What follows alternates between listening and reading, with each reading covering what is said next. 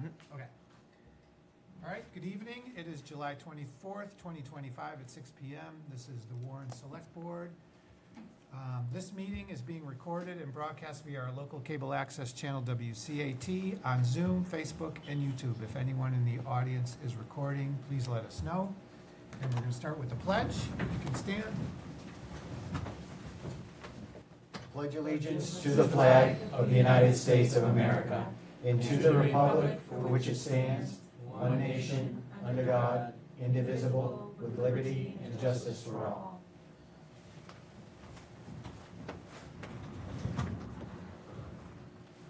All right, first up is a presentation on the Friends of St. Luke. Yes.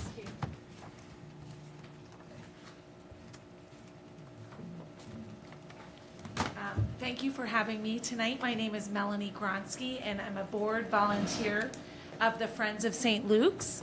And we are an organization that provides support to the St. Luke's Guest House, which is a temporary shelter that really provides single men, single women, and families for temporary sheltering until they're able to become self-sufficient.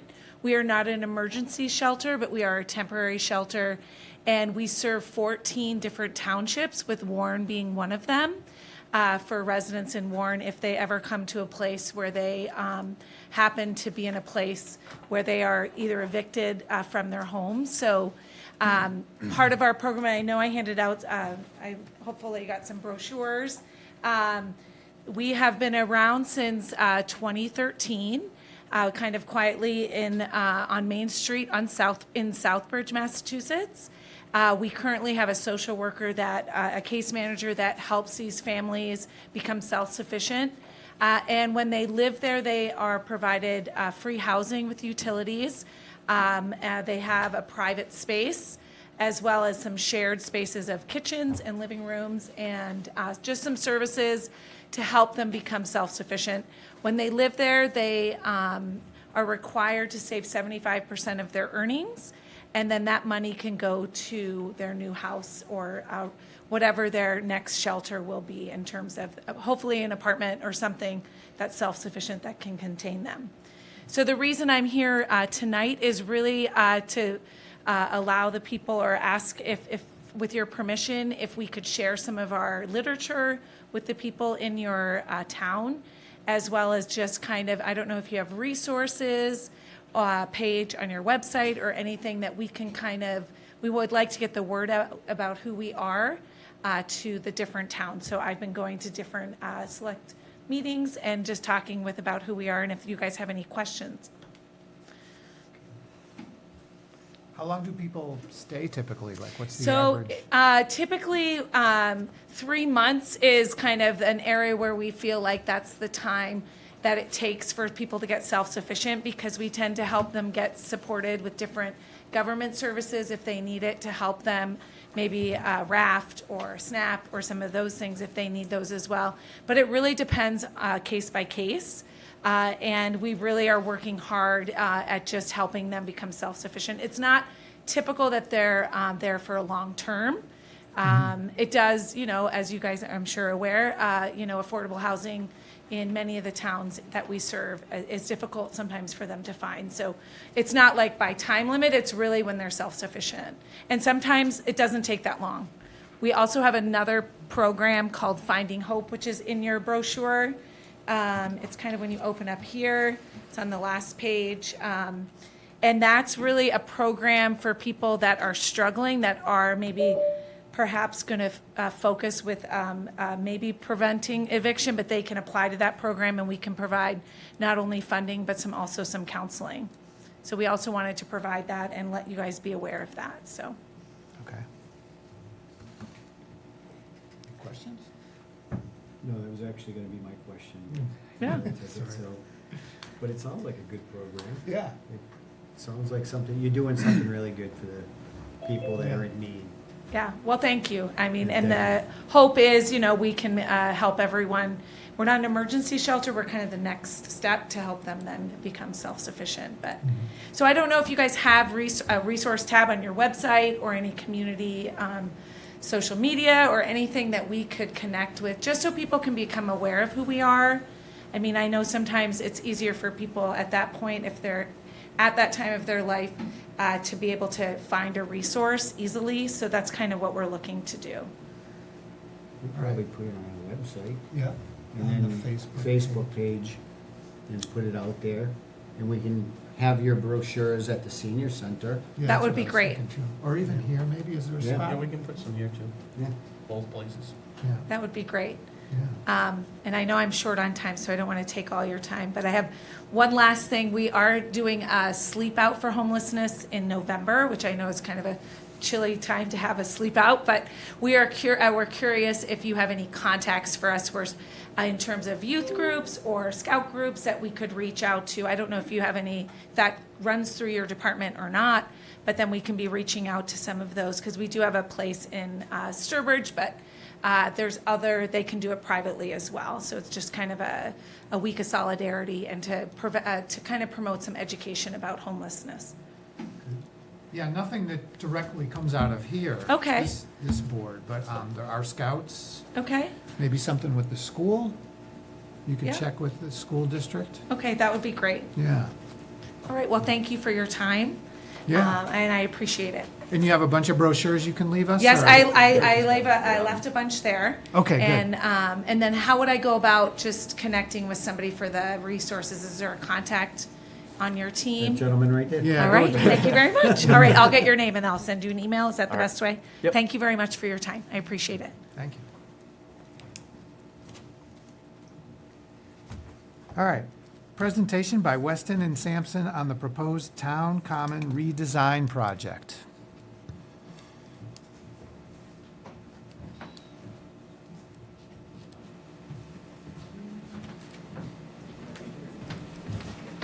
Okay. Good evening. Good to see everyone again. I'm John O'Leary from the Central Mass Regional Planning Commission. I'm essentially serving as the town's grant administrator for the Community Development Block Grant. One of the many projects that the town has utilized CDBG for is the Town Common Improvement Project. This was funded through fiscal year 2024. The town hired consultant Weston and Sampson to look at making design improvements to the town common site. The consultant, along with the project committee, has worked hard over the past year to really balance between making improvements to the site while making sure to preserve its historic aspect as well as what makes it unique and special to the town of Warren. So with that, I will hand it over to Weston and Sampson team here.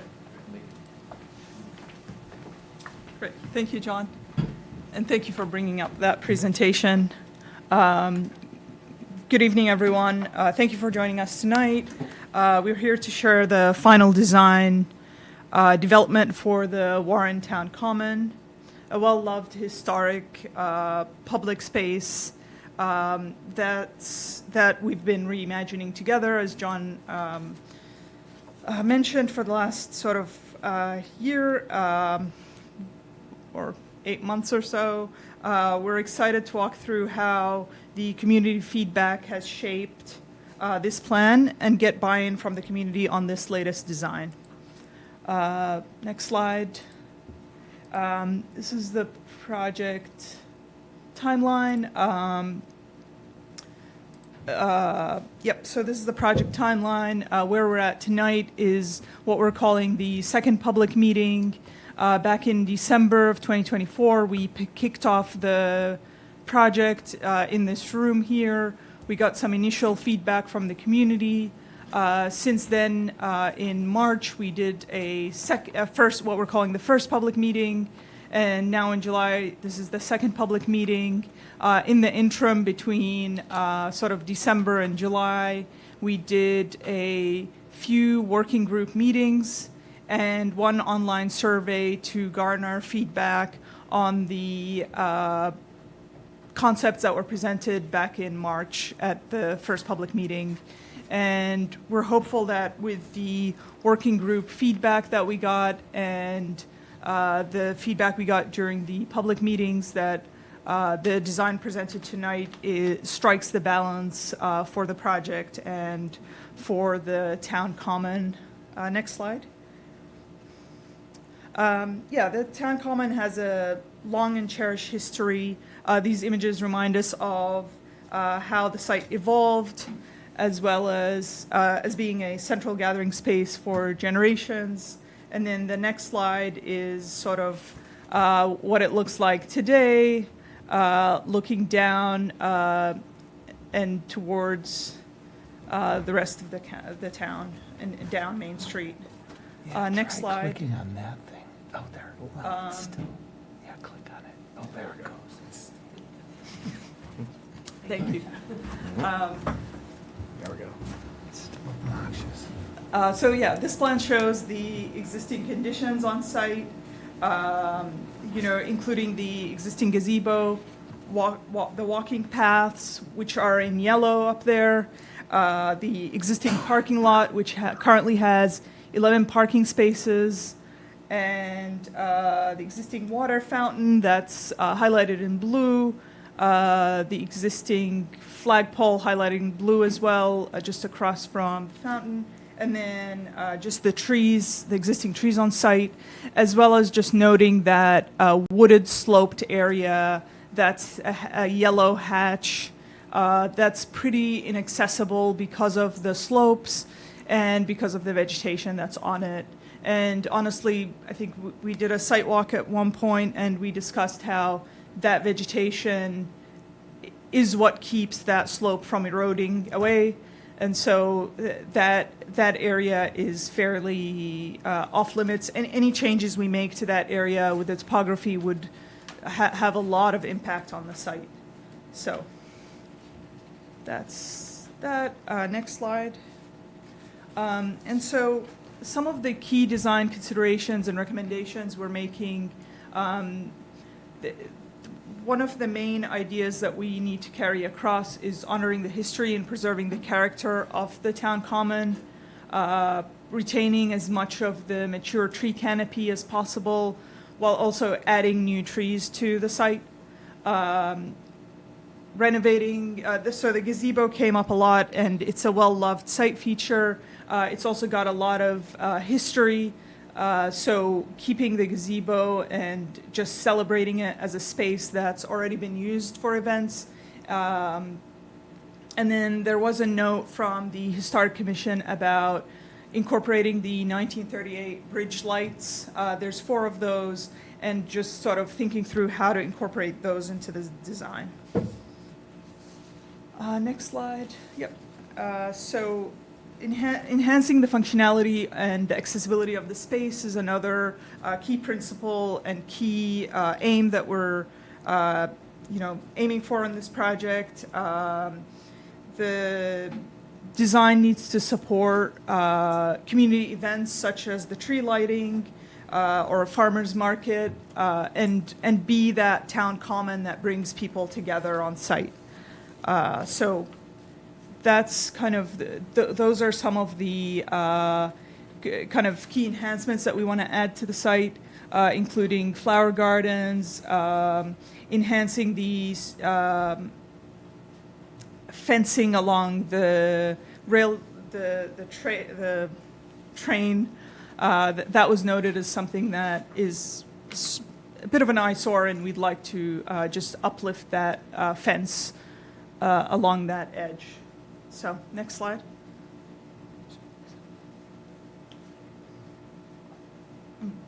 So, in the next 3 slides, I'll cover what we heard from the community through the online survey, public meetings, and the working group meetings. On this slide, we're showing the 2 concepts presented back in March, at the first public meeting.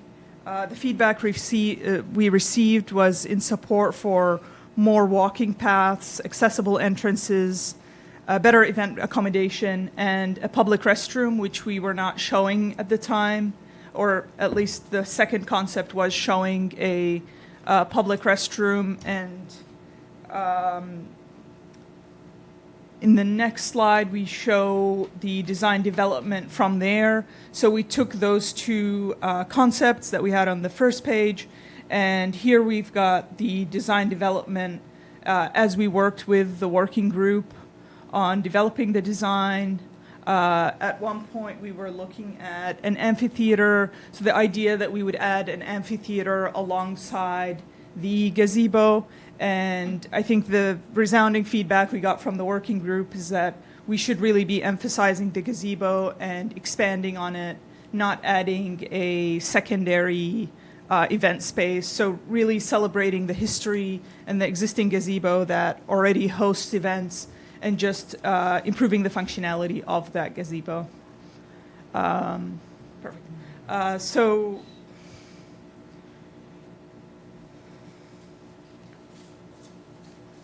Some of the other input we got, so up here on top, we've got some of the feedback we got from the online survey.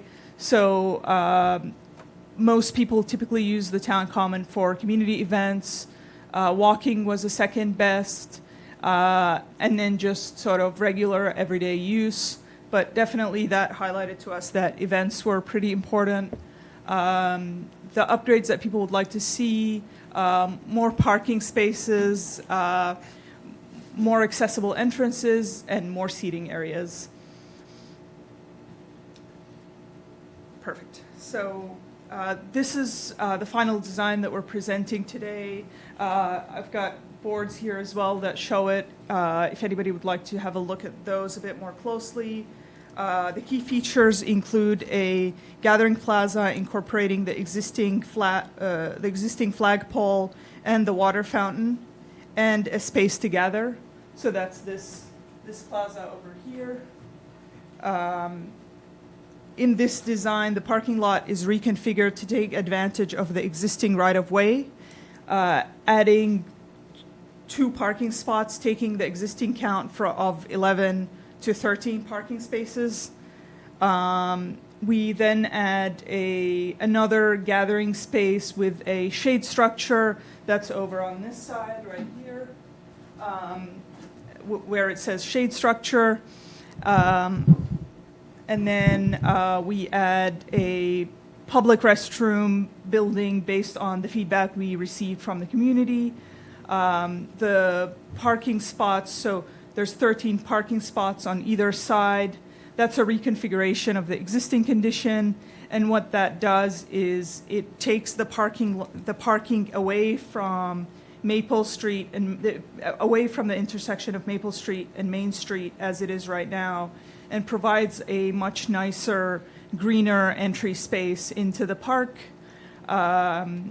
And then we heard from the working group that there was interest in a gravel roadway that would provide, during events, it would provide for car access through the park and up and back onto Main Street.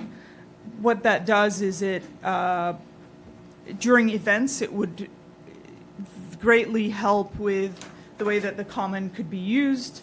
It would allow through traffic. It would also add 7 parking spots during events that could be opened up, year-round as needed.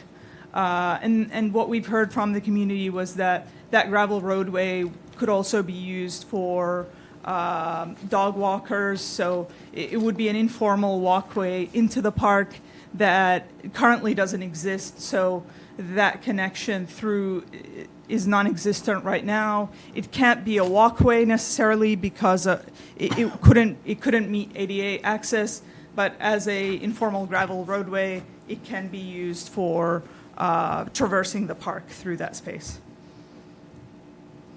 That gravel roadway, we landed on 16 feet as its width, and it would add, as I mentioned, seven parallel parking spots. There are 19 existing trees on site. In this scheme, we would be removing 5. Those are highlighted in red, and the reason for their removal is to allow for accessible pathways, as well as there's 1 tree that would be removed for regrading and providing a less steep space in front of the gazebo for gathering. At the moment, what we heard from the community was that due to the steepness of the site, sometimes gathering becomes difficult.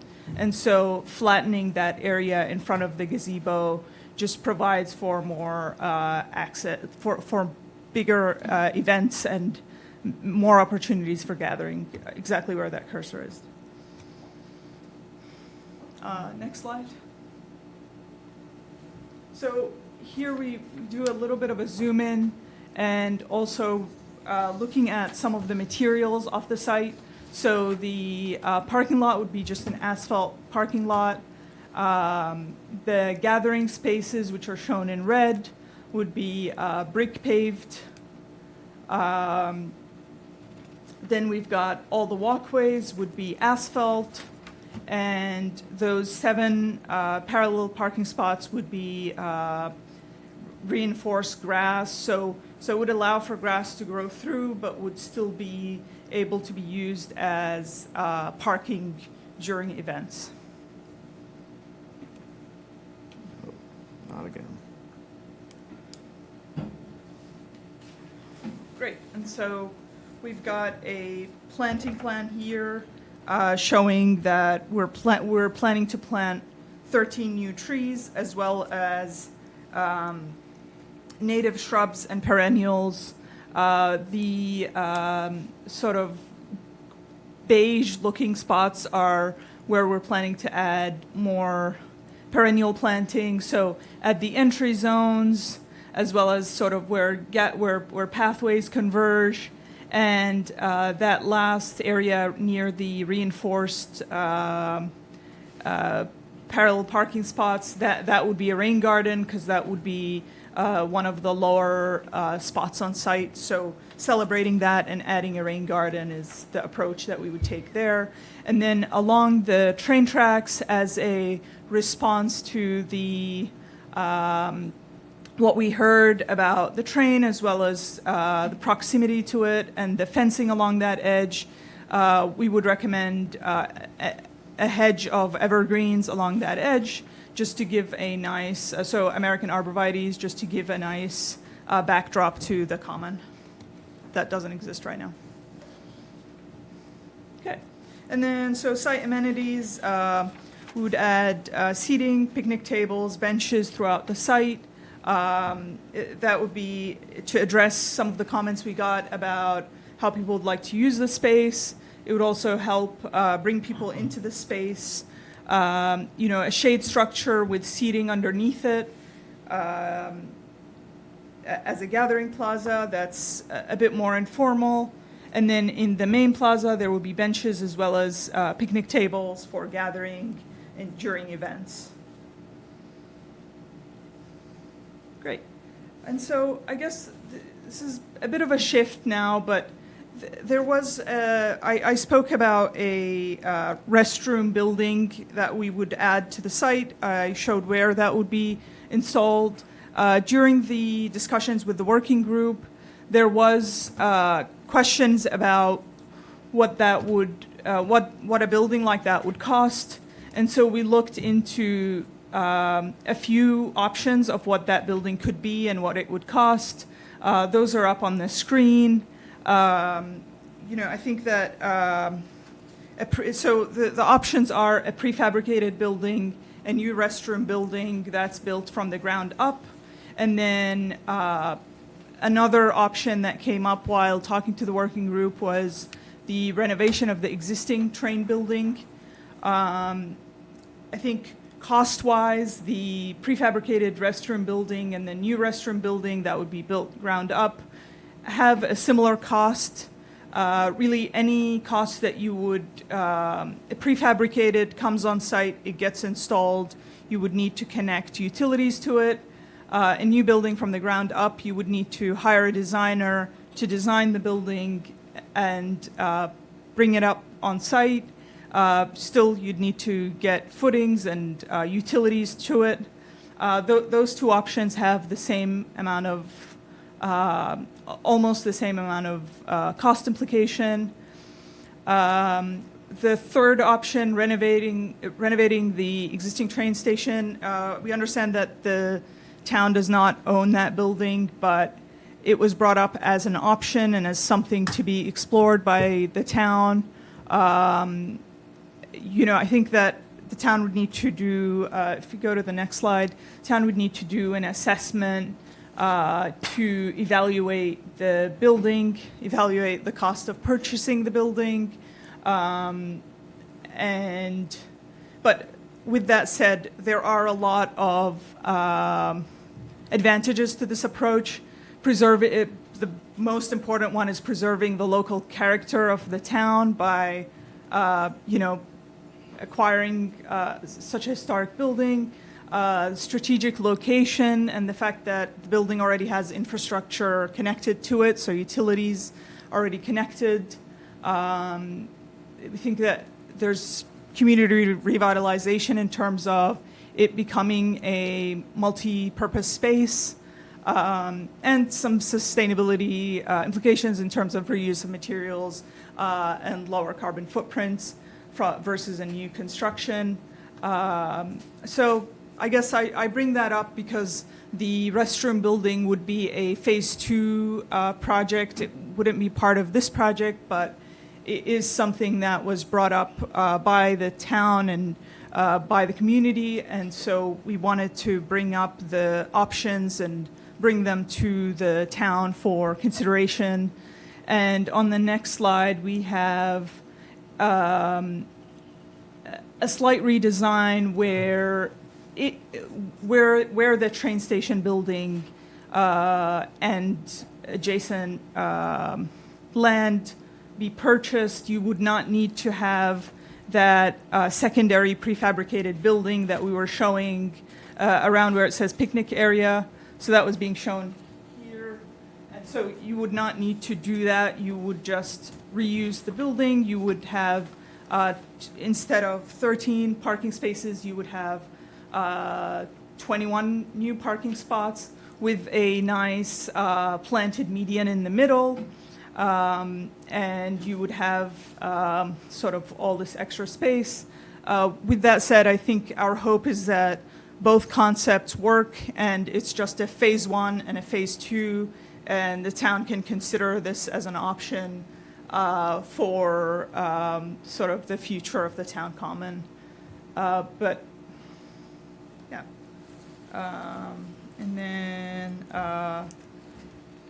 I guess this design looks at event spaces would happen around between the existing, in that main plaza space where it says existing water fountain. So between the existing water fountain and the existing light pole, that area that's paved and has seating in it can be the main event space. For example, for this tree lighting, it's a central space.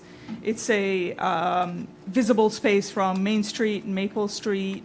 And then bigger events can take place, for example, like a farmer's market could take place in the parking lot as well as along that gravel roadway, along the bottom of the gravel roadway, and expand into both gathering spaces and into the gazebo. I guess I'll end with that. I'll say, thank you everybody who participated in this process. And our next steps are, we want to hear feedback tonight, and our next steps are finalizing drawings and working with the town on phasing and any other sort of gaps or ideas that we want to reincorporate into this plan. So welcome any questions or feedback or comments. Go ahead. So thank you very much for your presentation. We enjoyed it. And you did your research on here, and I know everybody was working hard towards this. We pushed this idea a long time ago, and we got parks about it, and everybody, because we've seen the need for redeveloping our town center. And this park is kind of the face of the town. And we need to bring more life to it and allow people to be more welcomed into our community by presenting that better.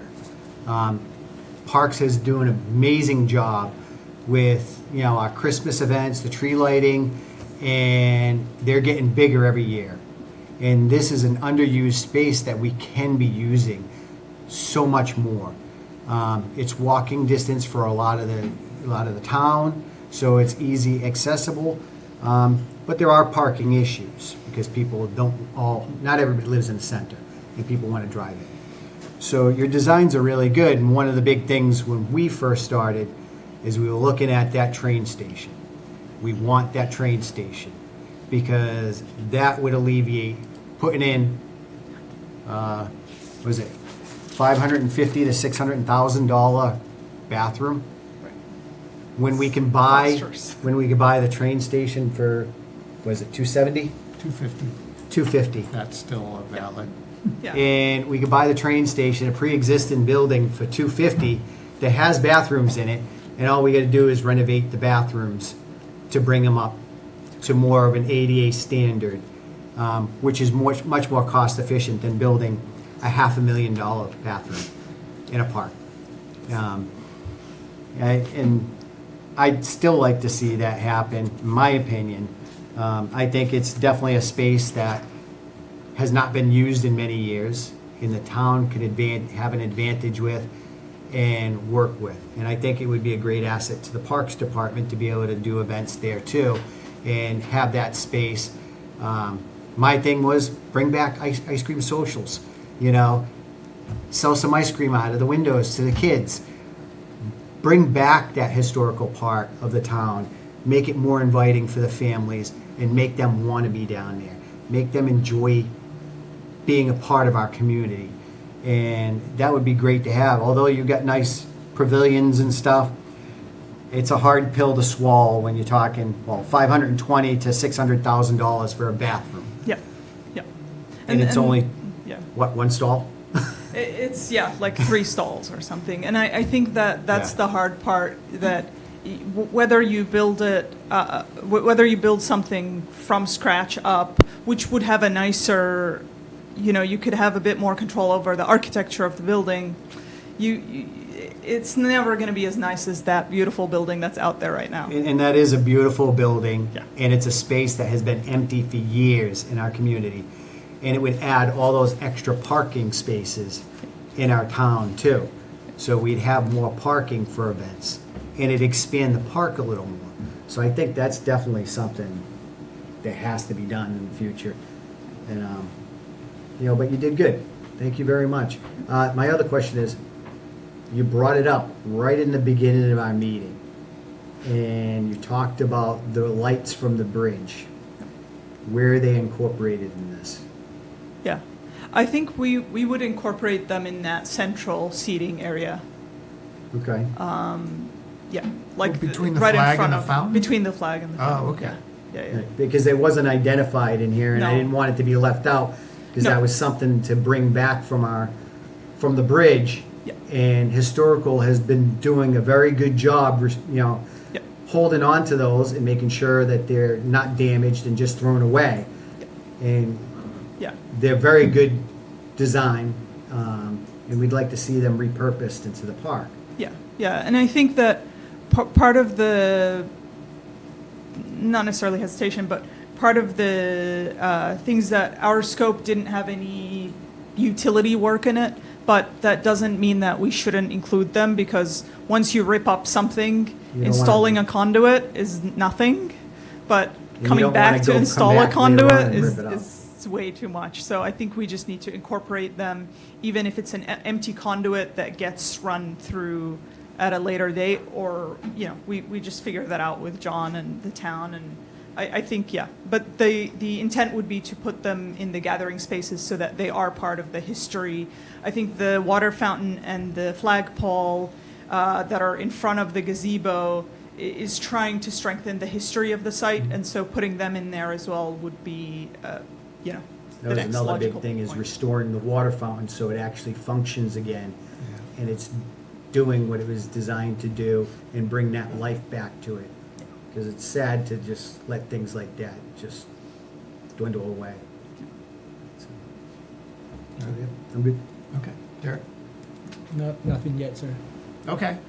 I'm just curious on the final design without the station, which is a couple, oh, okay, that's gone.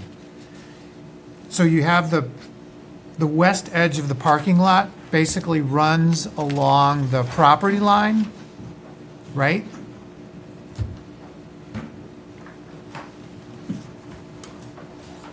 I think it's actually on the thing behind you, on that. Yeah. Oh, yeah. So that western edge of the parking lot, right?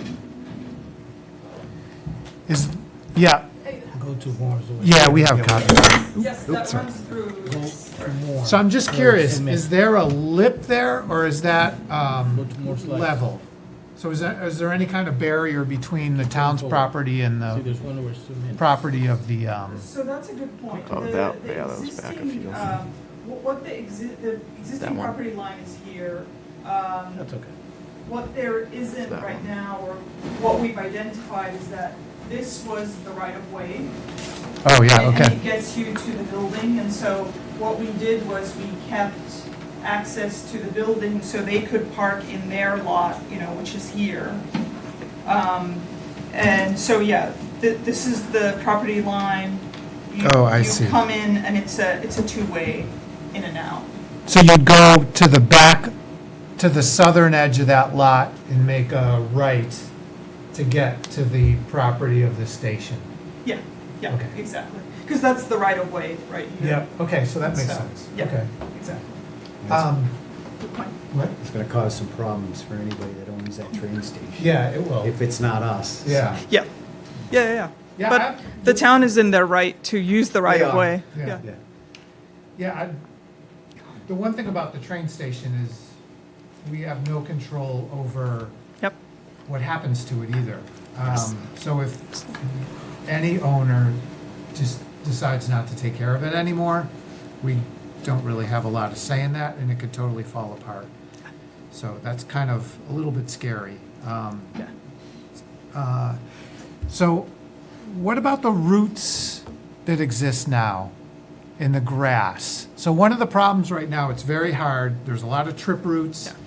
And since you're not removing all of the trees that may be causing those roots, how do you deal with that?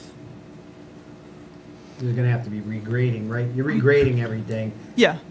We're trying to avoid too much regrading around tree roots so we don't cause damage to the trees.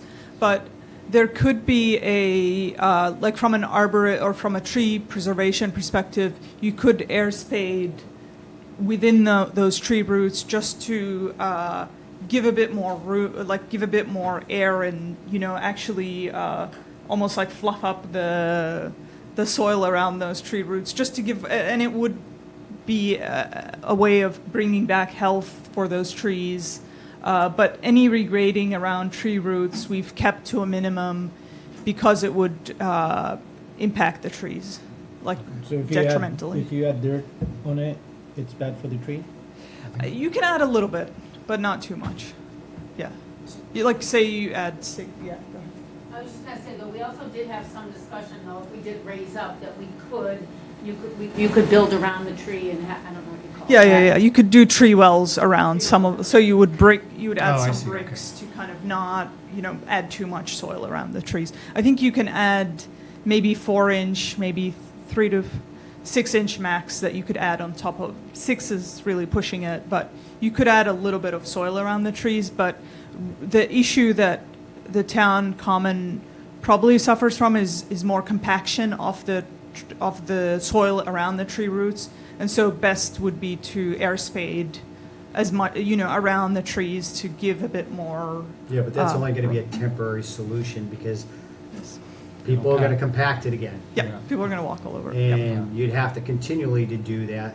It's not a solution, it's a temporary, it's fluffing up a pillow. After you lie on that pillow a little bit, it squishes down. Yeah.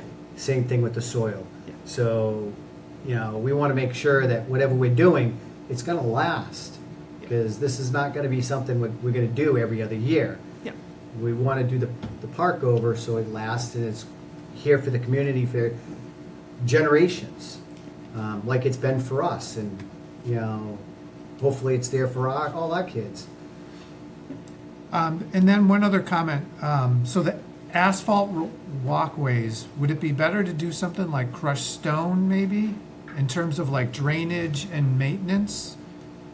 Or is that more like an ADA kind of thing? Oh, Yeah. it is, okay. All Yeah, right. crushed stone just tends to wear out too quickly to make it ADA. Okay. You could do concrete.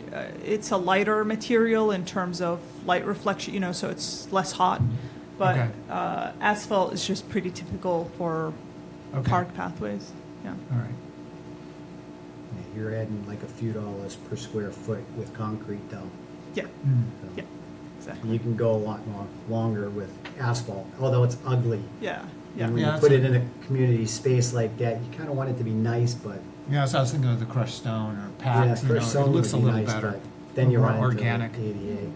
Yeah. Yeah. Yeah, it's got more maintenance to the crushed stone.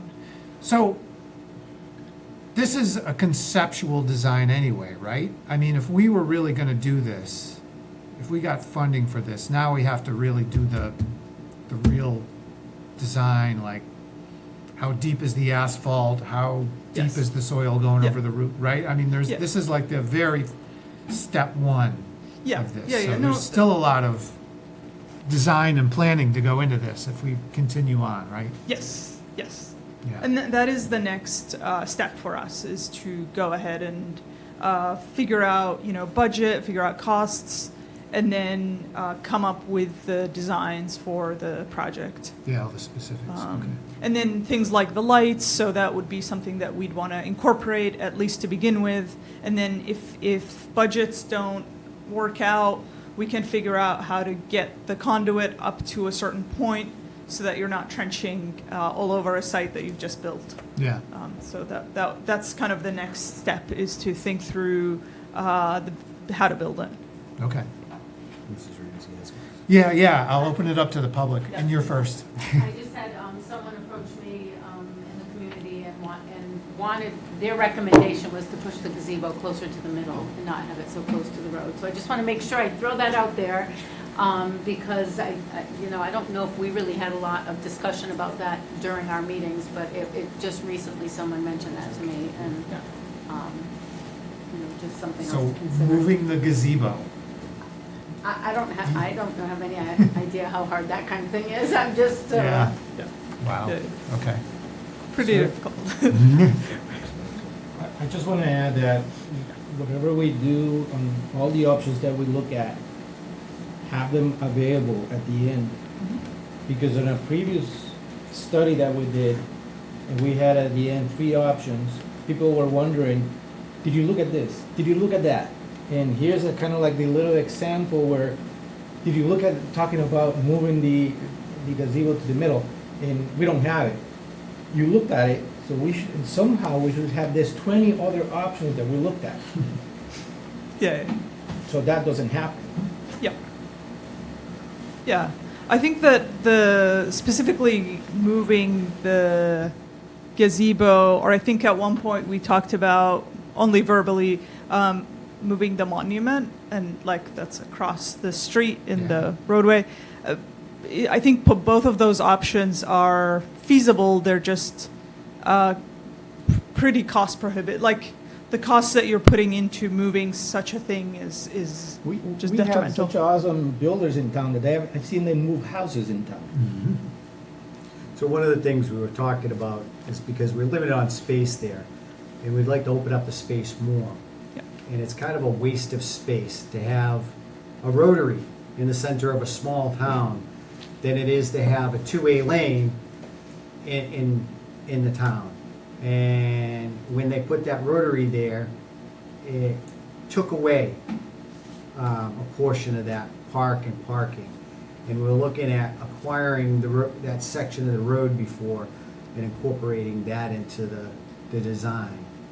And So moving We're the talking green, instead of moving the monument, move the green to the monument, Yeah. Right. right? Yeah, And yeah. get rid of the rotary aspect of that. Yeah. Yeah. Maple Street. And I think the biggest limitation is truck turning. The reason it looks like that is because of truck turning. The amount of space you need for a truck to turn, it just becomes too difficult. You need as much space as there is right now, and somehow eliminating. You have no faith in our truck drivers. It's the out-of-town ones. Yeah. Thank you. The ones that try to go under the bridge in the first place. Yeah, well, there's that. Yeah. Any other questions from the public? Go ahead. How much of the grassy area, what's the percentage of the grass area that would be sacrificed with this parking and driving plan? So Oh, it can't be much. we, the the existing paved pedestrian space right now, the existing one is about 1,300 square feet. The proposed is about 5,000 square feet, 5,600. So that's the added plazas, the 2 added plaza spaces, plus all of the accessible walkways that bring you to all of those spaces. The existing green space, right now, existing is 58, so say 59,000 square feet, and the proposed is 54 square feet. So it's a loss of about 4,000 square feet of green space.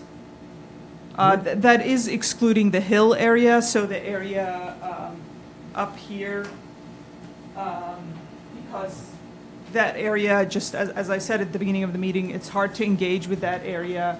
Any regrading or removal of soil or plant material would quite quickly deteriorate that hill. Idea to leave it with a slope?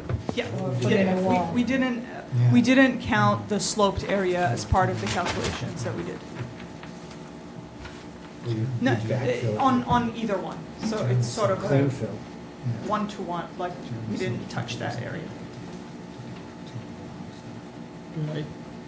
Al? May I make a comment? Hold on. Yeah, go ahead.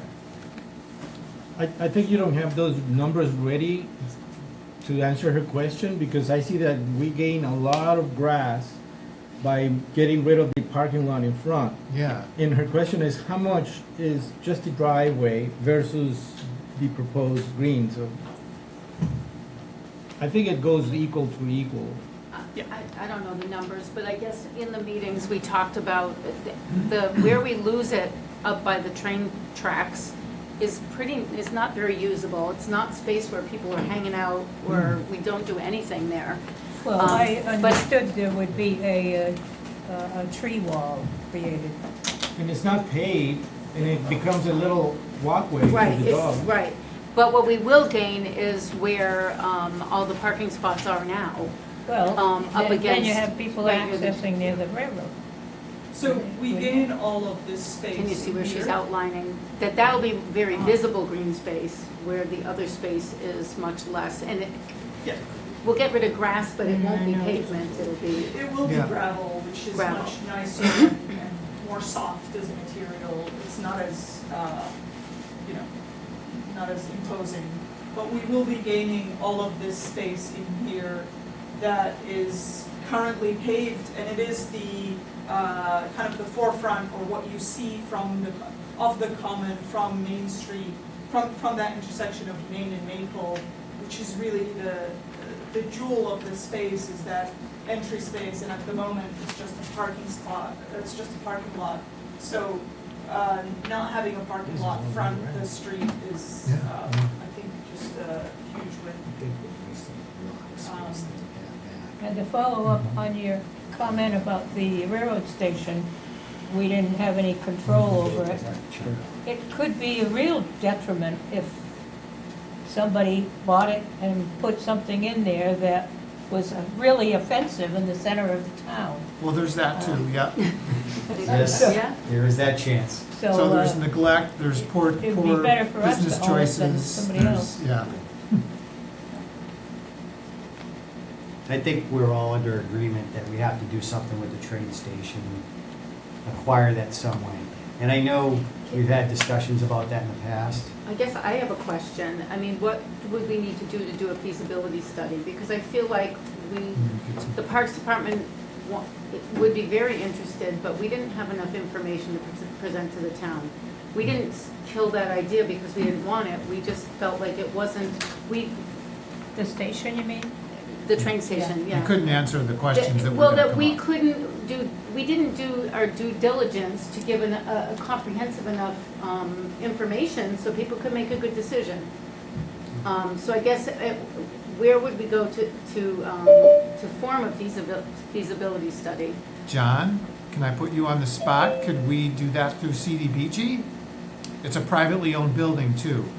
We could have easier, we've done it when the town was considered low mod town-wide, but because that threshold is no longer in place, we have to determine the exact users of that property to be of low to mod to consider a CDBG. Okay. So, on the face of it, I don't think we could explore that through CDBG, an assessment study, but I can look into other potential programs Okay, or ways. all right. Because I think that would be our best avenue, is if we could, do a study that was comprehensive enough so that people could make a good decision about the cost and the benefit, and, Well, looking at the costs of one of those other bathroom structures, I mean, if I we don't bought it for disagree. $250 I and don't plowed disagree, but $250 when into it, we people would are still gonna be say, under. how much We'd be is it gonna still- cost to renovate this? How much will the Oh, yeah, heating yeah. cost? How much will the roofing cost?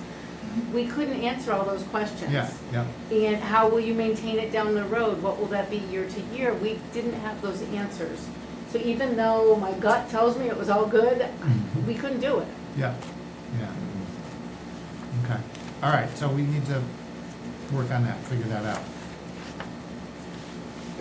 Yep, Ray Capaco, resident. On that note, I think it would be important for Weston and Sampson, or any design or engineering firm, before they go forward, that they're given a scope of the cost that the town would even be willing to commit to the project. If they came back and said, here's all your options, every option's being considered, from $1,000 up to $1 million, that's great, but if the town's never going to spend more than, just picking an arbitrary number, $500,000, they're wasting their time to talk about those options that are more than that. So I just wanted to throw that out there, that it's great to have a public discussion about design and concepts, but without a consideration of the finances, it's a very impractical discussion. Could I ask, is the Central Region only funding the work you're doing, the study and so on, proposals, not the project? Right now. At this I point, was yeah, under the impression that some grant money was gonna fund the project, not at this point, as yeah. in community development grant. Right, so only at this point we have the engineering design study funded, but no construction or implementation of that yet. when did we lose our low to moderate income? Was that like This year. this year? Yeah, well, last year, yeah. Okay. No longer over 51%, Yeah, all right, well, that, yeah, so it does make it more complicated. okay, Not impossible, but not as easy as it used to be, yeah, so. yeah. And Too can many I, wealthy people living in town now. Yeah. can I just say, we did discuss in our group meetings that there might have to be phases of the project where maybe some of it is grant funded and some of it the town decides to foot the bill on, because we know that funds aren't, they're not, everything we want them to be. Yeah, and I think the cost estimate that we do come up with, as part of the final package that we submit, would have some sort of phasing, so we will show that way it's easy, and make sure that it's logical, the way it's laid out, that one phase can follow the next and can follow the next, or it can be a menu of items that you kind of pick from. But the general recommendations that we're making in terms of pathway improvements and some regrading and pavement installation is fairly, manageable cost, should be manageable cost-wise, it's really the restroom building and that discussion that becomes a bigger discussion to have and a bigger ticket item. So you think one of those prefab or built from the ground bathrooms would be like more than half the cost or something like that, or? Oh, okay. So it would be like equal, if you took all the grading and all the, what you Yeah. just mentioned, and then you compare it to the bathrooms, they would almost be equal, or the bathrooms would be more? I think equal is Equal, my gut, okay. if I Alright. have to guess. Alright. Or, So that, yeah, It's that really means the doubling the price potentially if Yeah. you do yeah. that, okay. Yeah, yeah, especially when you think about the utility connections to a bathroom. That's Yeah, that's a lot. okay. Let's, So you go. Mhm. So we're losing a large chunk towards the back of the property because of that slope. Why wasn't it just considered to put in a retaining wall and backfill it? Because that would probably be the easier option, and we would be able to retain a large portion of that park and make it usable. Yeah. Yeah, that's an interesting thought. I mean, I guess that did not come up. I think the biggest issue will be, well, I guess that retaining wall will be huge, is what I would say. Because the grade change on the back of the property is quite big.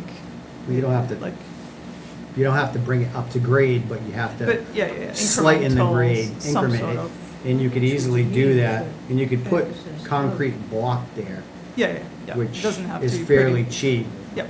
and, you know, be able to backfill it with some, you know, some soil, Yeah. and, you know, reuse that spot, because right now, we're signing it off, and that's a pretty good chunk. It's like And, 20%, right? yeah, the best person for that is probably Mr. Belize to see if that's even capable of doing it. And, Yeah. I mean, anything is possible. Anything's possible if you throw all kinds of money at it. A retaining wall of that size is not practical for that situation. Correct. Yeah, Mhm. yeah, it's huge. Yeah. I think I'm trying to look at the grades here. It's a good, yeah, it's a good amount of grades that you'd have to catch up on. I do think that the gravel roadway, depending on how that gets done, might need some unit block retaining walls, but that amount of retaining would be huge. Yeah, quite huge. It's not just and I think building a then- wall, because you have to tie it back. Then, Yeah, yeah, and then you need to consider the drainage around Yep. that wall and how you build And it. where's it gonna drain to? Because the other side is the railroad tracks. Yeah, that's. you can't drain it there. Right. No. Yeah, it's huge. Just asking. So, no way to get CSX to pay for that? It's hard to get CSX to pay for anything. Mhm. Then when you paint the bridge. Yeah, they won't paint the bridges. So. Yeah.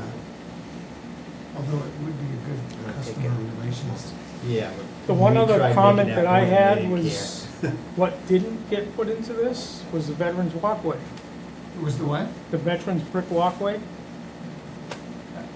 That's a great I idea. think that should be part of that. Yeah.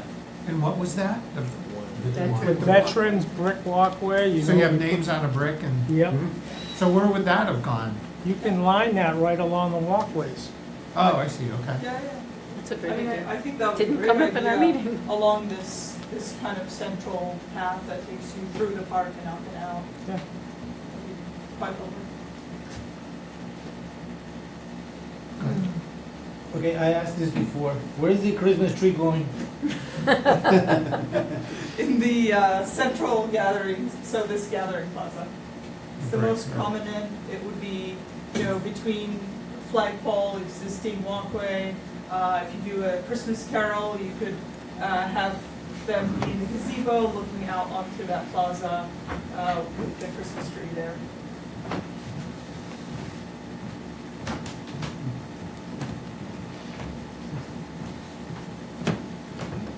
Interesting. Okay. I think we spent enough on this. Yeah. Anybody else? One last comment? Nothing? Okay. All right, great. Well, this was a lot of work. Thank you to Weston and Sampson. Thank you to CMRPC. And thank you to everybody who was on the committee, putting time and effort into this. It's a good job. Thank you all. Thanks.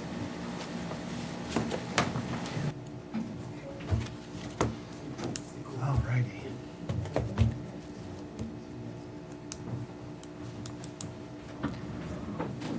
All right, emergency management report for May, June, and July.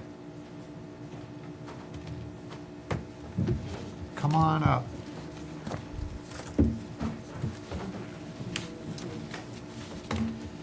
Good evening. I got James McKeon, Emergency Management Director. I'll start with my May report. On May 4th, we did the siren tests, all normal. May 8th, Director Dawn Brantley came out to Warren for a meet the greet. Occasionally they tour through the state and stop in towns and check in. Mr. Ferrara also attended. May 7th, we did a fire extinguisher safety and use training put on by Dan Thibodeau. We did it at the Warren Highway Garage. Went over all the parts of the fire extinguisher, everyone understand how to operate it. And also afterward we started a real fire in a burn pan. Everyone got a chance to extinguish a fire. 6 members did that training. May 18th, we assisted West Brookfield with their Asparagus Festival. We had members from Warren, Charlton, and Auburn assist also. We helped with the crosswalks and their shuttle drop-off and pick-up. May 24th, we did the Memorial Day Parade and services, both for Warren and West Warren. This year we had almost 9 members, most I've had in years. We were able to cover a lot of intersections and block everything. Went well. May 26th, we did helped with West Brookfield's parade. Once again, some members from Worcester and Charlton helped. We helped West Brookfield close their intersections for their parade route. That was May. For June, it's a more busier of a month, we did our siren test on the 4th. The Quabog Regional School graduation ceremony, we assisted with parking. We had 9 members from Warren and West Brookfield. Also, MEMA let us borrow the 800 radios, which helped nice and clear communication. June 7th, we had a large tree come down on Main Street, Route 67. Took out wires and 3 poles.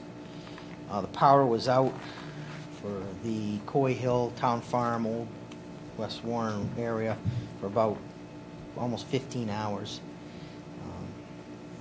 And then the road opened back up the next morning at 9 a.m. So it's quite a while because they had to replace all the poles and wires. It was actually, you still see the tree. It was like huge. It's about as big as this podium, bigger actually. Then that afternoon, they had another large tree on Town Farm Road come down, take out the power to that same area. After everyone went and replaced their food, and power went out again for another 4 or 5 hours.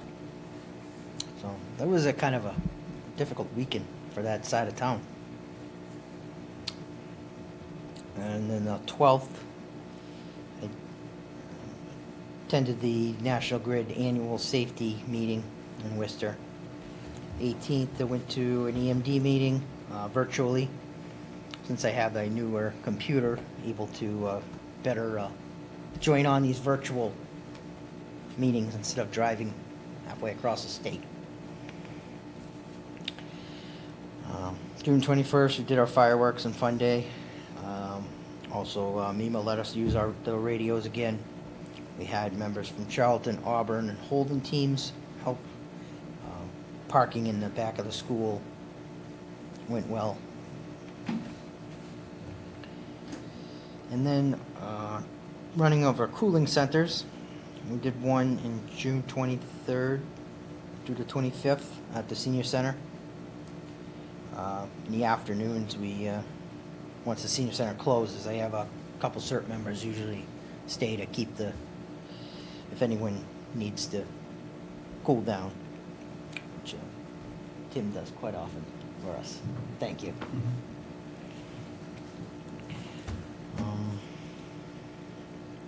And then 25th, I attended another virtual training. Continuity of operations of planning. That was a 4-hour course. On the 28th, we assisted with the Molly Bish Vigil, blocking the road for a short period of time so the walkers could go from the common to the Cummins Pond and back. And that went well too. And do my July report till up to date here. July 2nd, we assisted with the annual bonfire in West Brookfield. July 6th, we did the siren test again, normal. And then our park concerts, Dean Park, on July 11th. We helped park cars. A couple members assist with that. July 12th, I went out and helped the Sturbridge CERT with a road race. Another cooling center we ran July 16th and 17th. We tend to run these cooling centers every time there is a heat advisory. So if the National Weather Service puts out a heat advisory, we're trying to keep the senior center open during that period a little longer for if anyone needs that. 18th was another concert. We assisted with parking. And one last thing, our CCP grant, all the items which are safety gear for the members, kits have came in, and also I believe just heard today that the money officially came back to the town, everything from the grant, so that's all closed up. Set. That's pretty much what I got. They're up to date. Do you anticipate opening up the cooling center tomorrow? Yes, actually, Okay. It was open today. It was open. It's going to be open tomorrow. Okay. That's the most dangerous heat is tomorrow of it. So Yeah, that's what I was just. also with some thunderstorms too. Yeah, right, yeah. And one of our last concerts too. Hopefully, barring any weather. Yeah. That's another thing we were being asked is the Yeah. concert gonna happen tomorrow with the weather? As long as it's safe to happen. No lightning. Yeah, it's lightning or, yeah. Yeah. Okay. Hopefully it's a quick mover. Yeah. Goes in and Hopefully out. it's gone earlier. If it happens early in the afternoon, we'll be able to have. Okay. It might be a little cooler too. Any questions? That was it. Good job. Good job, sir. Thank you. All right, thanks. Next up, discussion on OCAM's proposed 180 megawatt lithium battery energy storage system, otherwise known as BESS, in the Ware River watershed. Mr. Chairman, members of the board, before you this evening, OCAM, the community of OCAM, our neighboring friends over in OCAM, sent us a letter to the board and to myself with concerns that they have about a potential lithium battery storage facility in their community. They have sent us over these documents. regarding the potential location on Colebrook Road within the Ware River watershed protection area. They are reaching out to communities that are neighboring communities to seeing if the board would be interested in signing a resolution and a letter to the Massachusetts Energy Facility Siting Board in Boston with regards to the concerns that this potential battery energy storage systems brings not only to the community, but to neighboring communities and to where it's potentially placed in the Ware River watershed, a protected area. So they're offering to see if the board is interested in signing this letter to the Energy Siting Board in Boston. And we can certainly have that drafted if the board so chooses to sign on to this letter. Questions, comments? Well, you all know how I feel about solar, and especially the batteries. Yeah. Could you These things are killing. put it the in environment. simple words? So, I mean, they're looking for support from legislative bodies, select boards, to have this letter sent to Boston, raising these concerns, and having the siting board take a second look at this potential location. To support not to have batteries in town? Right. Unless they bring a lot of revenue for the town, I'm saying no. You know, some of the concerns that that communities are facing is a lack of knowledge, a lack of resources to combat a potential fire at this. You know, if there was something to happen. So there's several trainings that are needed to be given to local fire departments on battling a blaze like this. There's resources, you know, whether it be equipment to put out fires like this, you know, some of the ways to fight it. Those resources need to be provided, and communities can't afford to purchase some of these resources or attend these trainings because of it's very cost prohibitive. So communities are facing this.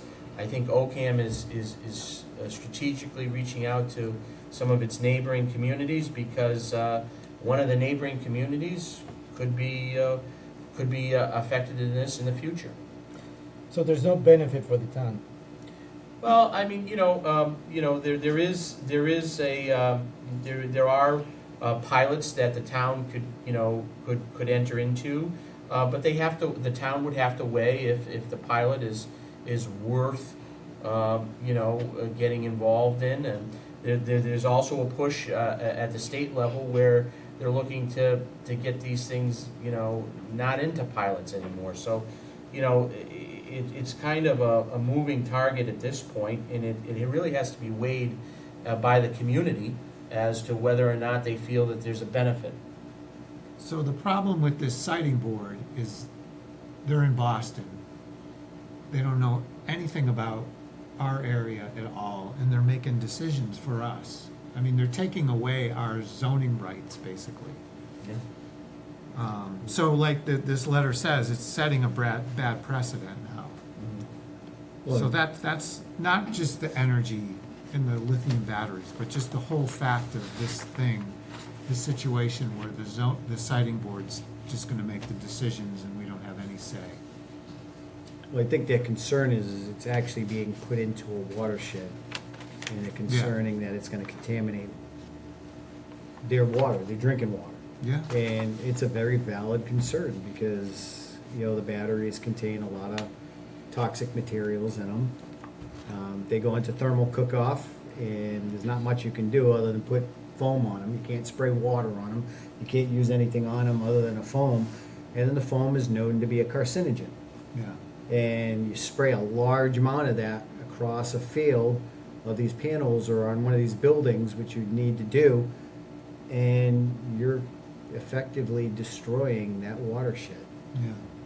So I could understand their concern where they wouldn't want it in that area, not where drinking water's coming from. Yeah. And we've had that concern too, is when we looked at solar fields and stuff, planning board, we've looked into, okay, is this gonna contaminate groundwater? And we have one of our experts here that has dealt with a lot of that and done a lot of research in that field.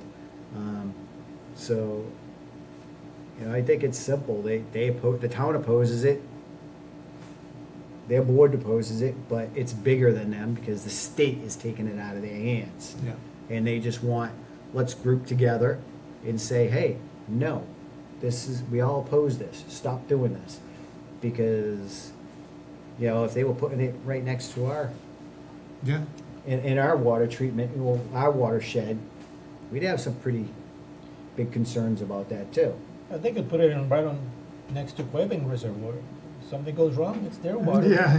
Yeah, it's going to Boston.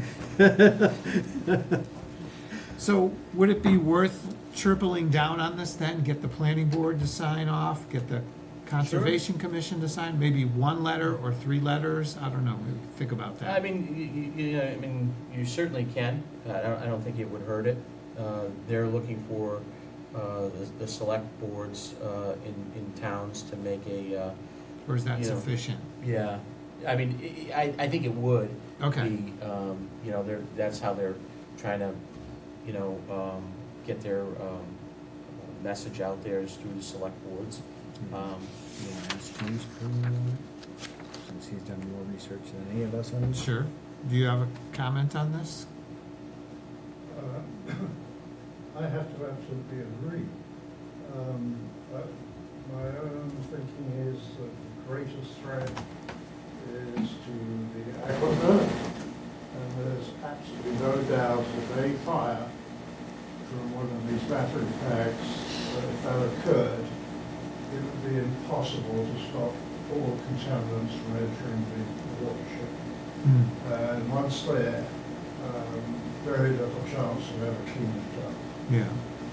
So it's a real must. And not even that, you mentioned that it will cost the town for training, so. Yeah. No, we can't. And whatever equipment we might have to purchase. Well, or even if would they have did to purchase it and they got the equipment to prevent it, once it happened, It won't work. the damage is done. Yeah. It won't work. Okay, and being in the energy field, we construct these things, we build power plants and everything else. This is the most hazardous piece of equipment you can possibly put out there. You cannot attack it with water. Water will not even touch it. Okay, it'll turn to steam before it even hits it. Okay? It burns so hot. Now, there are cooling fans that are set up in this thing day and night, alternating. So the cooling fans that are attached to this sound like a jet engine. At night, it steps it down a little bit, kind of decibel rate goes down maybe 2 or 3 points, but it's still a jet engine, okay? Try putting that in your backyard and listening to that, okay? The batteries are explosive units themselves. When they go, they go. There's no stopping them. Yeah. They don't even outfit these things with fire prevention equipment on site because they don't have anything to contain it. So we don't build them because of that factor. Yeah. Okay? We just walk away from it. And my advice is we need to walk away from it. Yeah. And we already have some in town anyway. Yeah. It's probably You smaller. don't have battery storage. Oh, yeah, we do. Not on ZBT, this Southbridge scale. Road. Southbridge, well, not on this scale, Not on but this we, scale. No, not but on we this have scale. them nonetheless. They have them on my road, Yeah. on the Beaman So Road solar Beaman, project. Southbridge, Coy Hill, I don't know about the stuff on the west end of town, but they're And probably there. we have too. the same concerns, with that one, because we have well water. And that was a big thing for me, is that batteries being put up there, that bothered me. And the fact that we only have one way in. Yeah. We have to drive past that. And when that goes in the thermal cook-off and it puts it's like an acid, turns the air to almost like an acid. And it's hard, you can't breathe it because it would cause Oh, you, yeah. your lungs to burn. Yeah. And we would have to drive through that to get out of that area if a large fire started. And let me tell you that that's the concern that brought David to this organization at the top, because he was somebody in the public complaining about that at the beginning. So Listen to the experts and stuff that dealt with this and learned from them. So, All right, do we need a motion, or we just, we sign So, it? I mean, if you're okay with signing it, then we can have it drafted up and the chair can come in and sign it. Okay. I'm good with it. Anytime we can help another community, because we might Yeah. need their help someday too. Exactly, yeah. So can you draft up a letter, or Yeah, what's? we have it. Or they gave us a template yeah, sort of thing? Yeah, we'll Okay. just put it in. All right, fine. So you want a motion? Or we can just agree. But if you want, yeah, let's do a motion, just Make so it it's. official. Yeah. I'll make a motion to approve and support the OCAM's proposal on the 180 megawatt lithium battery energy storage system known as BESS in the Ware River watershed. Is there a second? second, All in favor? David Dufresne, aye. Derek Bailey's aye. Rich Hacker, aye. Motion carries. All right, possible vote to enter into a contract with Murphy Specialties, Inc. for the upgrade to the exhaust systems at the fire station. Thank you, Mr. Chairman, members of the board. Before you this evening is a contract between the town and Murphy Specialty, Inc., who was selected to perform the exhaust updates to both the fire station A and B. They have provided me with their insurance verification, naming the town, as well as their bonds. The contract is in order. They signed their portion of it. It is before you this evening for your consideration and signature. The work, we'd like to get this work started as soon as possible with an anticipated completion time period of August 29th. They were the lowest bidder on the project, coming in at $7,500. And this is coming out of fire budget? This is coming out of an article. We had Okay. an article for about $14,000 reserved for this project. Okay. And we got like half price? Yeah, I mean, we had a competitive process, so. Excellent, okay. All right, so we need a motion to enter into contract. Can I ask if everybody's good with it first? Sure. Are you good with it? I'm good with it. Well, I assume if you make the motion, you're good with it. Are you okay? You have any questions? No questions, I'm good. Okay. Okay. I'll make a motion to enter into a contract with Murphy Specialties, Inc. for the upgrade to the exhaust systems at the fire stations. Is there a second? Second, All in favor? David Dufresne, aye. Derek Bailey's aye. Rich Hacker, aye. Motion carries. Thank you. All right, possible vote to reappoint Robert Kelleher of 29 School Street to the Warren Cultural Council. All right, so, So there's a letter here, Mr. Chairman, from Mr. Kelleher. He stopped by the office the other day, seeking his reappointment. I did have a chance to talk to Tracy Major on the phone today, and the Warren Cultural Council would like to have him back on. so there's a stipulation, right? 2 terms on, 1 term off? Right, yeah, So he he's- is within it. His be his second term? Second Okay. term.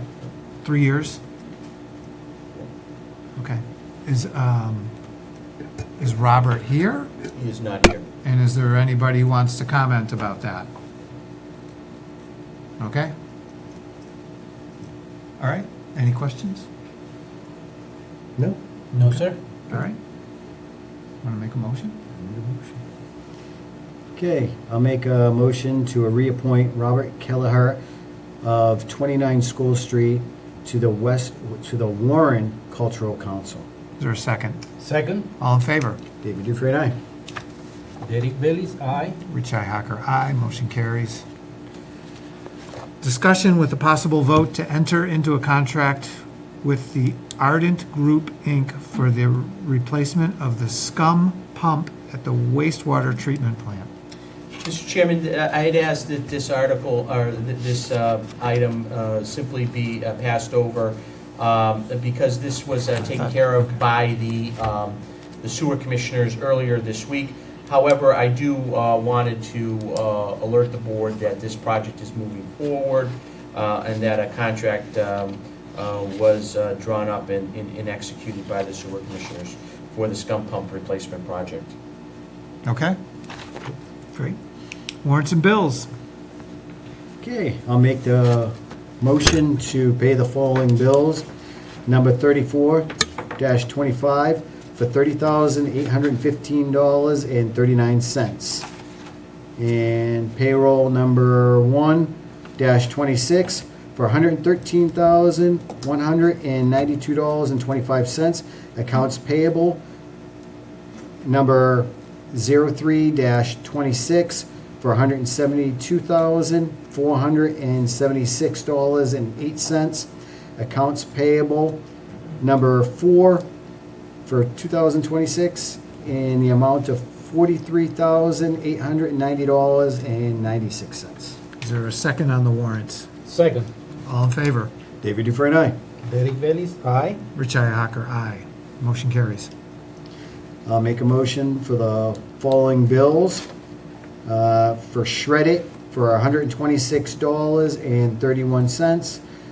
National Grid for $404.05. C2 MA Adams for $2,037.09. SBA Structures for $1,806.47. Warren Water District for $11,729.02. Master Telecom for $93.62. Primo Brands for $182. Entree for $3,286.36. CMRPC for $1,611.90. Is there a second on the bills? Second, All in favor? David Dufresne, aye. Derek Bailey's aye. Richi Hacker, aye. Motion carries. Minutes for July 10th.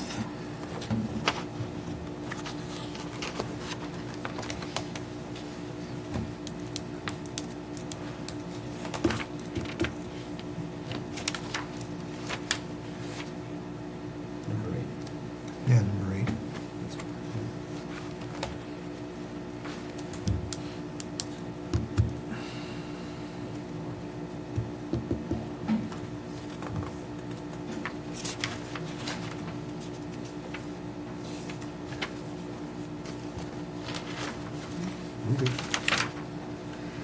All right, I'll make a motion to approve the minutes for July 10th, 2025. Is there a second? Second, All in favor?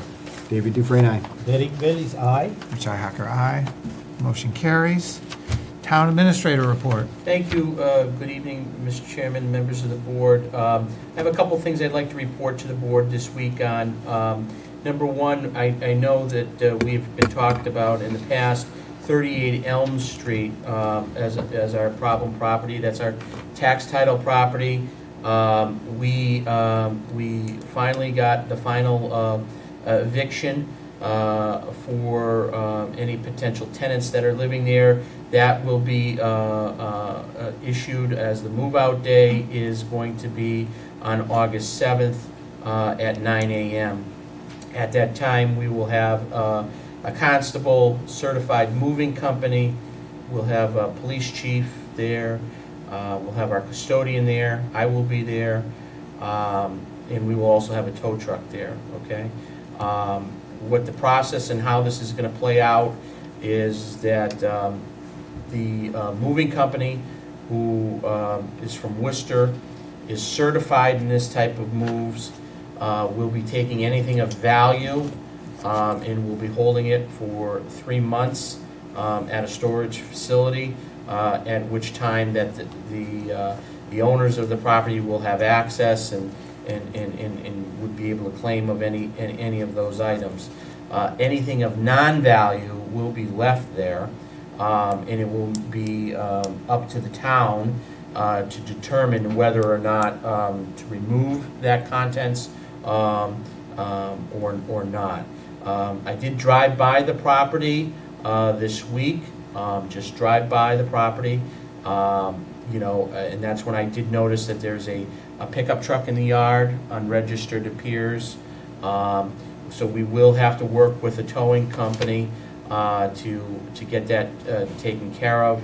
The grass and a lot of brush is overgrown. We may want to see if we can ask Highway to come by and clean it, at least make it presentable, the front aspect of it, because it will be listed very shortly for sale by a realtor and a real estate agent. So, we are keeping tabs, working with the treasurer on all the costs that are associated with this. Obviously, we're going to have costs for the moving company, costs for legal, costs for the constable, our time, the town's time, town staff resources. We are going to change the locks that day as well. Mike, the custodian, feels that he can change the locks, and we're going to buy new locks at Lowe's. So there's a whole bunch of things that needs to be done. We may need to, hopefully not, but we may need to board up the property if the windows are not secure. We'll know that day by going around to make sure at least the first floor windows are all locked and secured. And then at that point, we can go to our insurance provider and ask them to provide us with some liability coverage for the building. We cannot get liability coverage for the building because the eviction has not been fully vetted yet. We don't know if there's people living there, but if there is people living there, the insurance company will not insure a property if there's somebody there. One more thing you could add to that list is the swimming pool needs to be pumped out. Swimming pool, sure. Yeah. Because that swimming pool is a swamp and it's a bunch of mosquitoes. Yeah. Was that what you were gonna talk about? Yep. Okay. So, I mean, Already on it. So pumped and put a fence around it if there isn't already. yeah, I mean, It needs to be, if it's emptied, then it's, you're good. yeah. Covered, sure, whatever, yeah. So what we can do is, I did have a conversation about this with Dawn, and once we have access to the property on the 7th, that will be looked at. We can, maybe look at, working with our sewer department, seeing if they have any pumps or something that they could pump it out, or maybe they know of a vendor that can do it if they can't. But that's something that we can definitely look at and get that kind of secured. Yeah, right now, it's just a problem with mosquitoes and stuff. You just don't wanna be passing it. So it's interesting we got this presentation today. If there are people in there, Right. there's a place for them to go then. Yeah. And then the next thing after, all of that is done, I'm in the process of soliciting and procuring a realtor to list the property, because ultimately what we want to do is get our money back in a timely manner, and get the property back on the tax rolls. I've already been contacting local realtors in the area. We're looking at people that have vast experience in the profession. We're looking at commission percentages of what a potential commission would look like with a real estate agent. We're looking at experience with listings within the town of Warren, people who have listed properties in Warren and know the area of the land and know the area around Warren. Dealing with problem properties that need significant work, have agents, dealt with, potential problem properties. And whether or not that potential agent is market, it has the ability to really market the property. A lot of agents will work, are tied to bigger real estate companies that have wide spread marketing capabilities, like a Coldwell Banker or a Kellner Williams or a Berkshire Hathaway. Those companies that real estate agents may be tied to have marketing strategies and marketing plans that could help us reach potential other buyers. And so it's a little different. This process is a lot different. This process than a typical tax title process where we would have an auction. Since this tax title was recorded after November 1st of 2024, this has to fall under the new legislation, and a lot of communities are in the same boat as us, and this is all like a trial run because this is all new. However, I feel it's really an injustice to a community by hanging on to these properties because of the way the market is right now. It's a seller's market. I don't care what type of house you have, it's a seller's market. And now's the time for a community to take advantage of that when you have tax title properties. And so I understand we don't have a lot of resource here, we don't have a lot of staff, but I think we need to move as quickly as we can because the whole goal here is to, number one, get back what we're owed in taxes and our costs. And now's, if there's ever a time in the market, now's the time to do that. Before it, It's already starting to turn. Yeah, starting to turn. So I've already talked to 4 the realtors and getting some prospects in for gauging their experience, their profession, what a commission percentages would look like with them, their location to Warren and what they've done in Warren, and really their marketing piece, what companies they're tied to that will tie into their marketing strategy. So we're hopeful that we can move quickly and have one selected soon, and have it on the market. So I wanted to update the board in that. We're moving forward as quickly as possible with that. We do have other properties that we received the judgment prior to November 1st that are in the treasurer's office. The treasurer will have to schedule an auction on those properties at some point, or an RFP process. But I think she is more inclined to do an auction at some point. Also, I wanted to update the board on the senior center, the new HVAC units that were installed about a month and a half ago. As you may recall, we have heat pumps there, cooling pumps. We have a new energy efficient unit there, brand new unit. It was a train unit. The unit is installed. There has been some adjustments that have been made to the unit per the manufacturer, and I think the manufacturer is coming out again next week to do some additional testings to make sure the unit is working correctly. However, during the rollout of the new unit, we have noticed that we're not getting as much airflow as we should be within the building.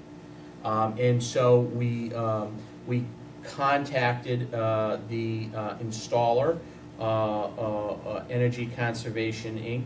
We had them come out and we had them send up cameras in our crawl spaces.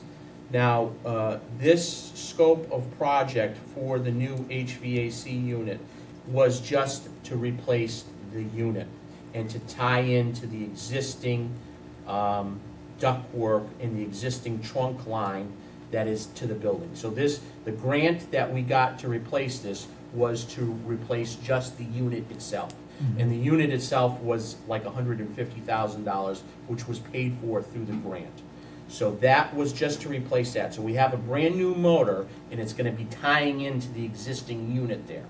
So we had them come back because we thought it was something to do with the motor, and there was some adjustments made to some of the timing of the motor, but other than that, the motor is operating correctly. However, the company sent up some cameras to the, you have those pictures, Griffin? Oh, yeah. Yeah. So the cameras up into the attic, and in the attic, when we saw the cameras, we had some pictures taken of the existing ductwork up there. And as you can see, the ductwork is compromised, okay? It's actually duct board, which is not even legal anymore, from what I was told by one contractor.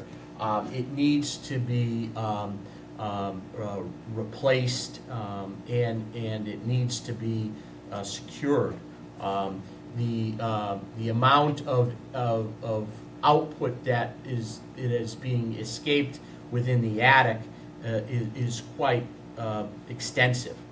Some of these places have a significant penetration right through them. Some of it's not even connected to some of that, to some of the existing lines. It's my understanding that there's been some additions to the building, and when there was some additions made, I don't know if they connected the ductwork properly when additions were done, but it's something that we're going to need to address to get the optimization needed for heating and cooling. We have an idea how much yet? Not yet. I have reached out to two companies so far, Kleberg Sheet Metal out of Ludlow and Royal Steam Heaters out of Gardner. Both are union shops and have significant backgrounds in HVAC and dealing with municipalities. I've worked with Kleberg, a sheet metal company, in Springfield on several school building projects. They are very talented. When I called them, they called me right back. And actually, the project manager, this is how funny it is, the project manager who is going to be coming out to take a look at it and to try to give me an idea of what we're looking at here and a very rough estimate, lives in Warren. So,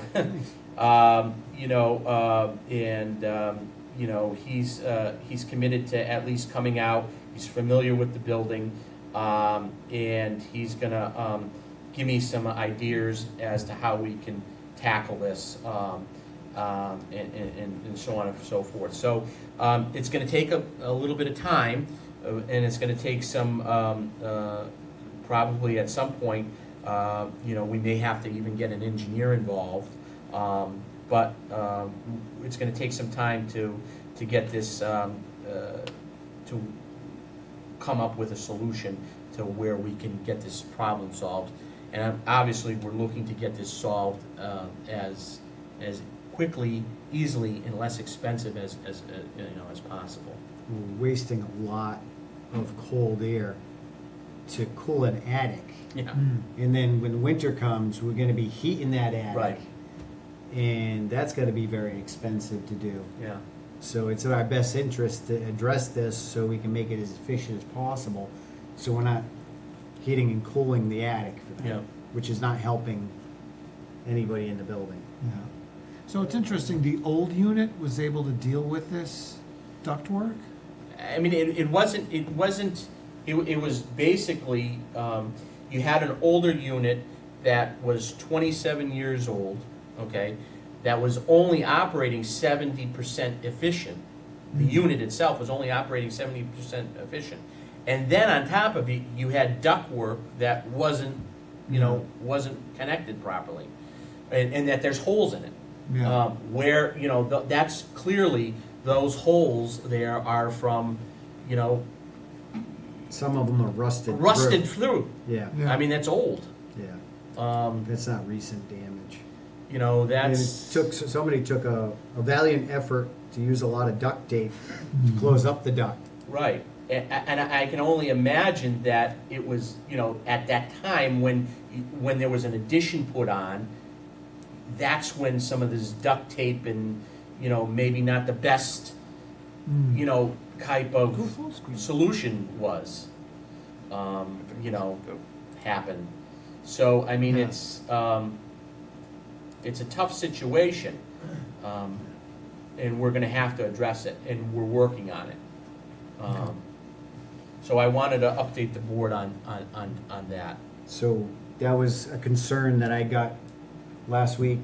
Some residents were there, and they said it's not cooling down in the senior center. It's not getting as cold as it should be. It's kind of warm in there, because it was only getting down to like 78 degrees or something like that. Yeah, it depends on, the hotter days, it's gonna be, it's gonna be in the mid-70s, and when it's hot but cooler, it was getting in, 68, and that's a reasonable temperature in the You get a building. lot of moisture, that's the worst thing. It's- Yeah, If humidity elevates, the temperature is not. yeah. And so the more moisture there is, it's also working the machine harder. And it's a brand-new machine. And It's actually, just, you're just- sending moist through the air ducts, and that's why you're getting the rust holes and stuff Right. all the time. Right. So, we have a brand-new motor, but our body of our car is rusted out. That's what, that's what's happening. Yeah, okay. Good analogy. All right. So I wanted to update the board on that. We obviously, we talked about briefly the scum pump project at the sewer plant. That's moving forward with the Arden Group.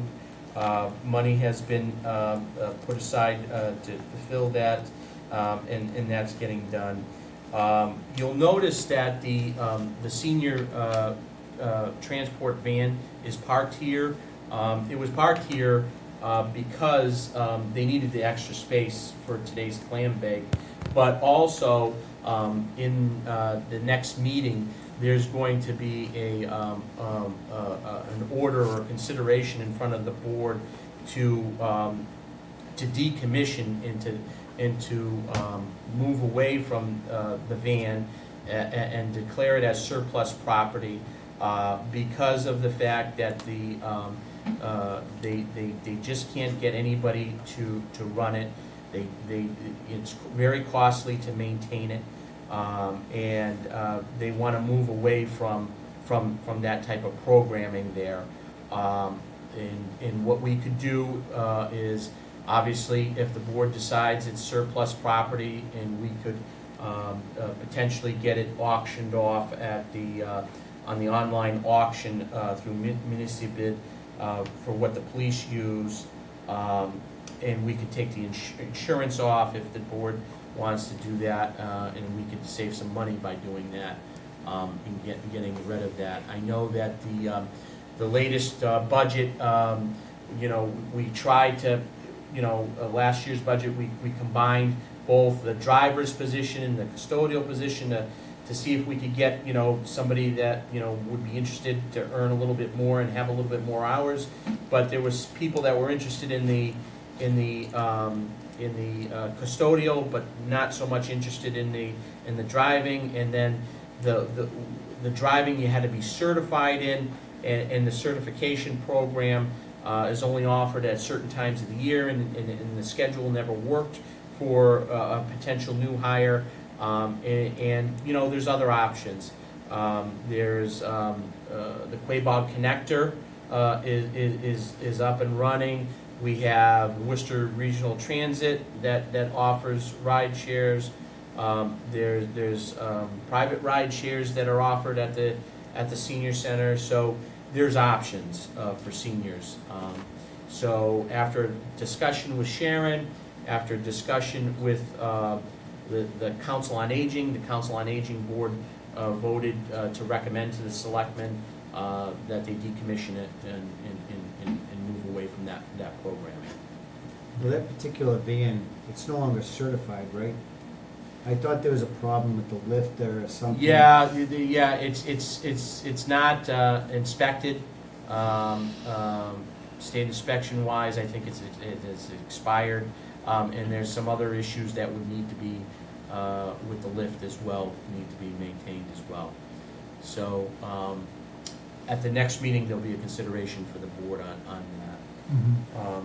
Well, also, we had some police interviews last week, myself, the chief, lieutenant, sergeant.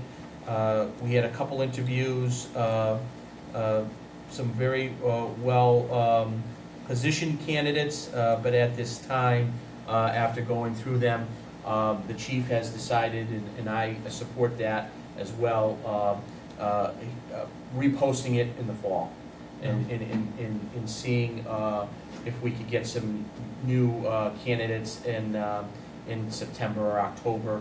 We're not at a critical, a stage where we're out with a lot of people. We only have one vacancy at this time. And summer months are typically harder to fill. People are on vacation, people maybe not looking for jobs. We feel that, maybe having it open in the fall, September, where people are back to school, back to routine, back in the area, we may get a more of a bite.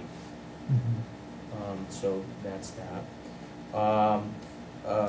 We are also going to be having a department head meeting on August 6th at 9 a.m. I'll be continuing that. We haven't had one since town meeting time, so August 6th will be our next department head meeting. And I know myself and David were down to the senior center just today, and they had an awesome clam bake, and I'm sure he's going to talk about that later on in the meeting.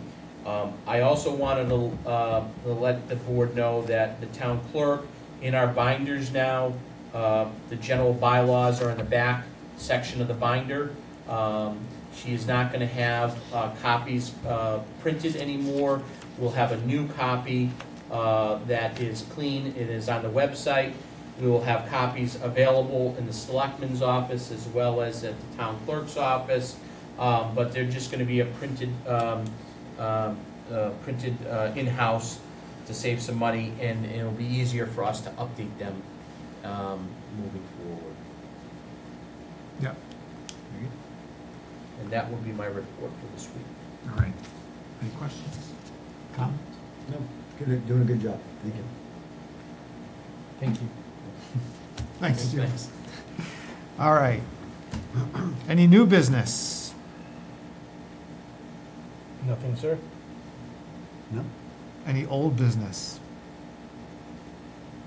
No, sir.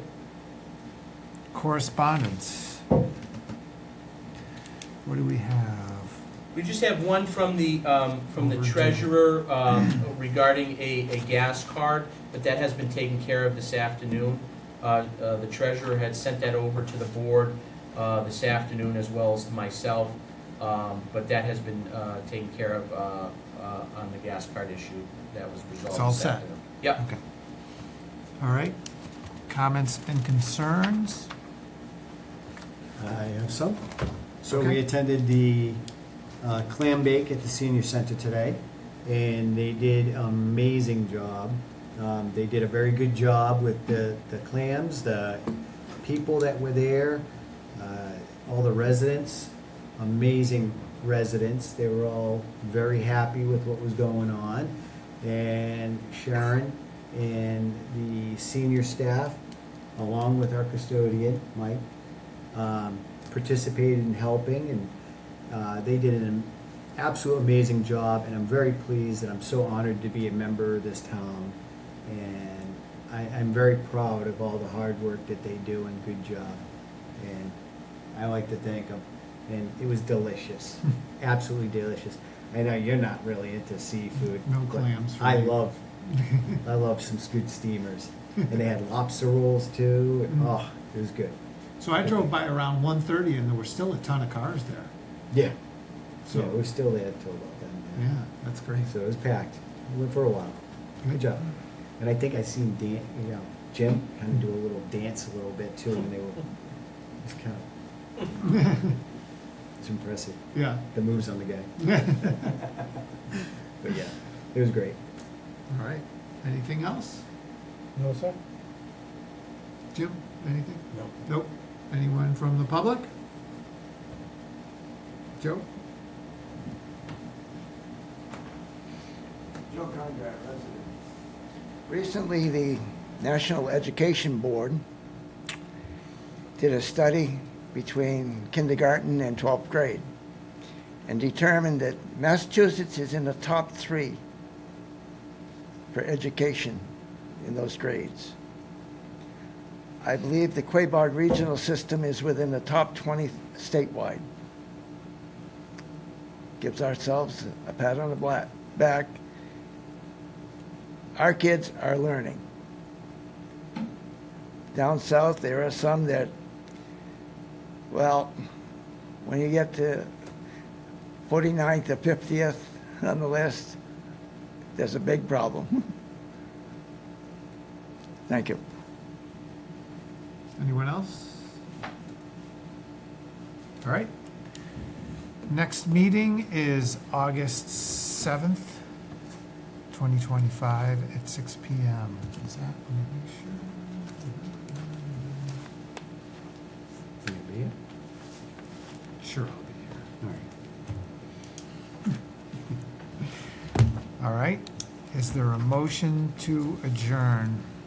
I'll make a motion to adjourn. Is there a second? Second, All in favor? David Dufresne, aye. Derek Bailey's aye. Richi Hacker, aye. We are adjourned. Good night, everyone.